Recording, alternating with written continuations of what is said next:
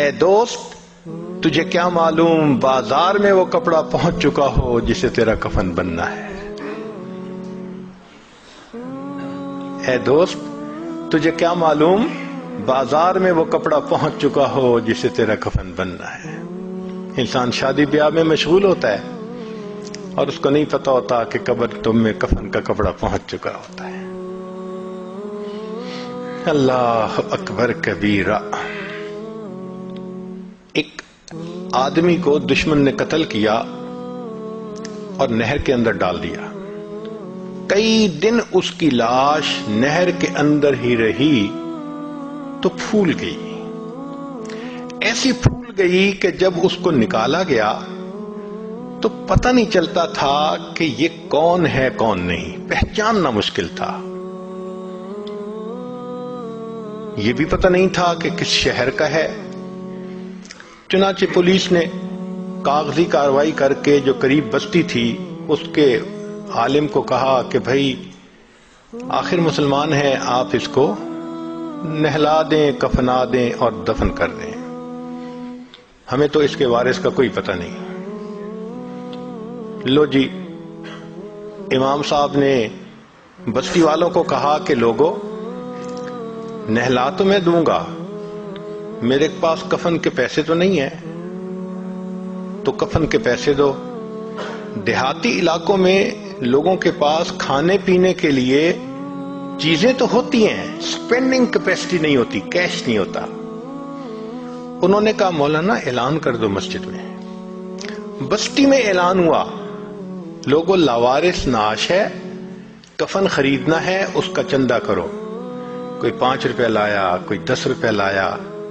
آدھا گھنٹہ اعلان ہوتا رہا لاوارث نعش، اور پھر جا کے پیسے پورے ہوئے تو اس کو کفن دے کے اس کا جنازہ پڑھا کے اس کو دفن کر دیا گیا. پولیس اس کی تفتیش میں تو لگی ہوئی تھی. 3 مہینے کے بعد کیس کی حقیقت کھلی تو پتہ چلا کہ وہ ایک علاقے میں ایک پورے گاؤں کا نمبردار تھا اور اس کی 4 مربع زمین تھی جس میں فروٹ کا گارڈن بنا ہوا تھا.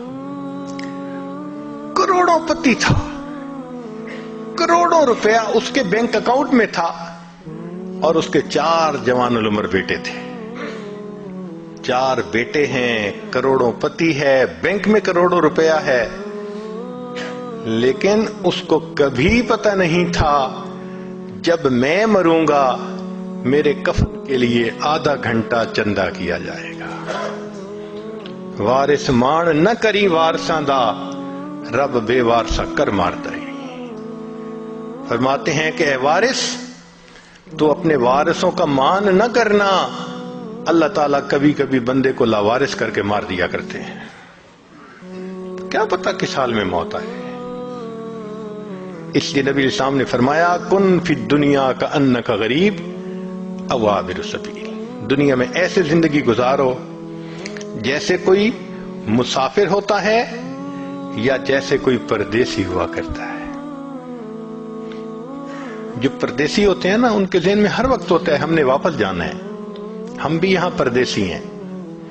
ہر وقت یہ سوچ رہنی چاہیے کہ ایک دن ہم نے واپس اپنے وطن جنت جانا ہے، مگر غفلت آ جاتی ہے.